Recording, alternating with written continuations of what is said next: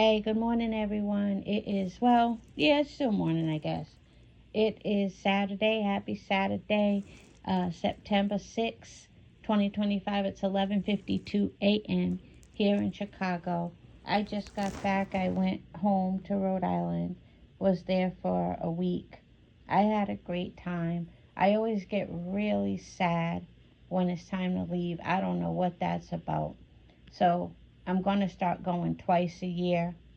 And even like that ain't even no big deal. I'm only in Rhode Island. It's not like I'm in another country. So I shouldn't be going home only once a year anyway. But I think if I go home every 6 months, I will I won't be so like really sad and depressed when it's time to leave. That will go away if I know I'll be back in 6 months. A whole year, that's too long not to see, your people, especially, well, my father passed, but to see my mother, that's too long. And my mother's old school. She ain't traveling nowhere. You got to go to her, which is cool. But yeah, I'm going to start going twice a year. And it doesn't have to be like a super, elaborate trip both times. I'm thinking I'm going to start going for like 8 to 10 days once a year. And then the other time I'll go at least 4 to 5 days, 4 days minimum, 4 full days minimum. And that'll cut back me being very sad when it's time to leave and all of that stuff. And it's not even that expensive. Like, there's no excuse. So, those are my plans. Anyway, this is about just a Saturday morning ramble. Let's talk about Young Thug having the audacity, the gumption, the complete gall to call somebody ugly. You know how he was well, in his defense, it's not like he knew it was in public. He did not know it was going to go public. So, in his defense, he wasn't trying to be malicious or anything, but that's why you shouldn't be doing in the dark what you wouldn't do in the light. Well, most things, you know what I mean. Like, but he did, it's not like he wanted that to go viral or he wanted her to hear it. He really didn't know that that would get out. But why is he calling her ugly anyway? Like, and wouldn't Glorilla's vibe alone make you not want to say something like that? Like, some people forget about what they look like. And she's not ugly at all, but forget about what they look like. Some people are just so fucking cool or just have such a nice vibe, such a nice presence that you wouldn't even see them as ugly. So that kind of tells me that he's very superficial. That tells me that because he doesn't have the ability to look at somebody and no longer be able to see an actual physical appearance. In the way he was talking about her, that tells me he never really watched her and saw what a warm-hearted person she is. He never saw that because he's only looking at physical. So that comment actually says a lot about him. He's very superficial. He's very small-minded. But here's what was funny to me. You know how most people, their term of choice is like, fuck out of here, or are you kidding me? His is, watch out. Because when he was calling her ugly, he was saying, she's ugly, watch out. I was like, is he saying watch out? Like, I don't know, I just thought that was different. He was like, that girl is ugly, watch out. And I'm laughing, but I'm also a little perplexed because that Mariah the scientist, his girlfriend, she needs to put a mirror in his face. And I bet, and early in the morning, can you imagine what he looks like? He can't call nobody ugly. Like, Young Thug, you can't call nobody ugly, okay? And as far as Mariah the scientist, his girlfriend, her silence wasn't that cool either. But in her defense, she probably is used to hearing him talk like that all the time. So she's kind of like, she's not going to get in her emotions over it or feel the need to argue with him. She probably is used to hearing him talk like that.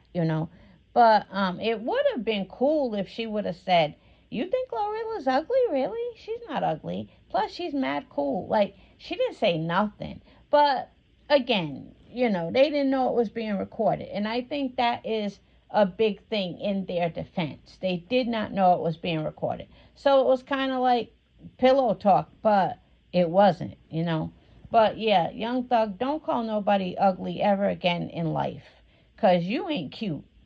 But all of that money and the women that they can, date and stuff, they kind of start to get things a little twisted. But what else? Now, speaking of Glorilla, I really like her personality. She's warm, but she made this really weird comment, which is the problem with a lot of like really cool down to earth women. They like, don't forget you're not a dude. She made a comment that was something like no, not something like, I'm going to quote her. She was like the reason why I don't have a boyfriend or I don't date is cuz I'm such a real ass nigga myself. Like, what are you talking about? Know your role. You can be cool, you can hang out with the guys or whatever it is you do, but know your role. You're not a real ass nigga. Like, what are you talking about? Like, that was so cringe to me. And I'm not the one who noticed it. Somebody made a post about it. And I was like, leave her alone, leave her alone. But then when they showed her recording of her saying it, I was like, oh, yeah, okay, I can see where that's worthy of attack. Like, don't call yourself a real ass nigga. You're a woman. You're a female. You're a lady. But anyway, enough about Glorilla and Young Thug's ugly ass having the nerve to call her ugly. What else? Did you guys see Cardi B get mad at that reporter who asked her about being pregnant by Offset, and she grabbed like a Sharpie or something and threw it at him and then gave him a speech about respecting women?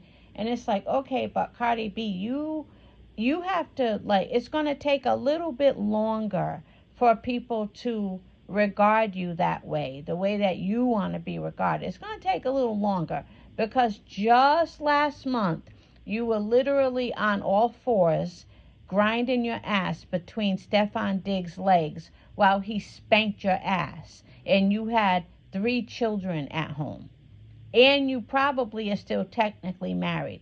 So give it some time. That was only a month ago when you decided to release that video, and you were literally on all fours in lingerie, ass in his face. He's spanking your ass. I mean, your people are only going to give you what you gave them to give you. And that's how you made your come up. You were on the Love and Hip Hop reunion show, taking shoes off and flinging them at innocent black women. That black girl from England that you was mad because she was talking about you. She never put her hands on you, never threatened you. She simply was quote unquote talking about you. And you thought it was okay to take off your fucking shoe and fucking fling it at her. And you flung that shoe really hard too. And that's pretty much how you made your come up.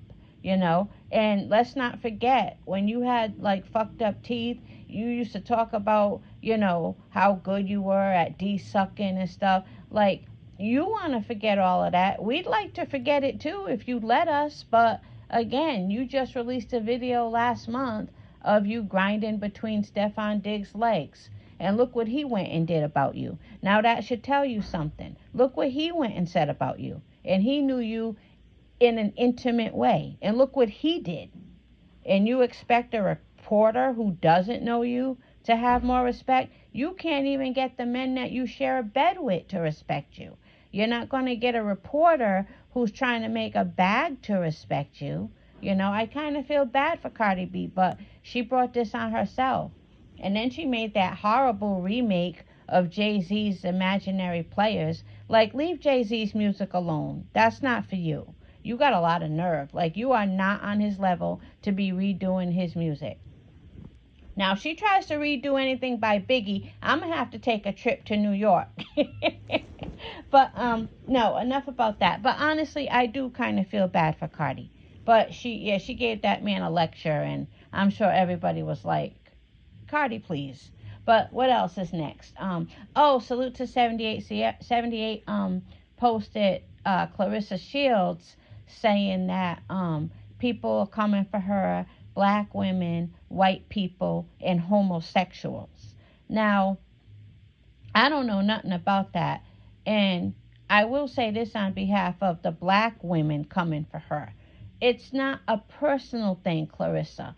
Black women are going to be like that anytime a woman is flaunting a man who's not out of his marriage. They do that with nobodies. They do that with nobodies who post videos on social media and say, you know, my man is still technically married, but we've been together for 3 years. Go read the comments. Black women will be like, well, don't you think he needs to get that in order before you go making videos? You know, go read the comments on random women. So you're no different. So it's not a personal thing with black women not feeling you or attacking you. You're the one constantly throwing it out there that you're with papoose. And black women are going to say, hold up, player, isn't he still technically married? And it doesn't matter who did who dirty, you know? So she's going to have to stay mad at black women because that's how black women are going to roll when you're still technically married. And it don't matter how many baby daddies they got.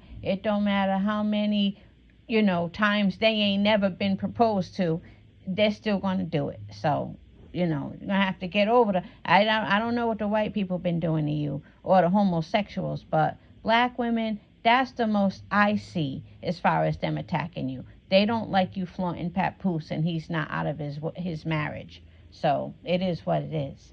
What else? I saw a salute to Champside. Champside had said that Bud was commenting on Tank being too small to fight Jake Paul. That's true.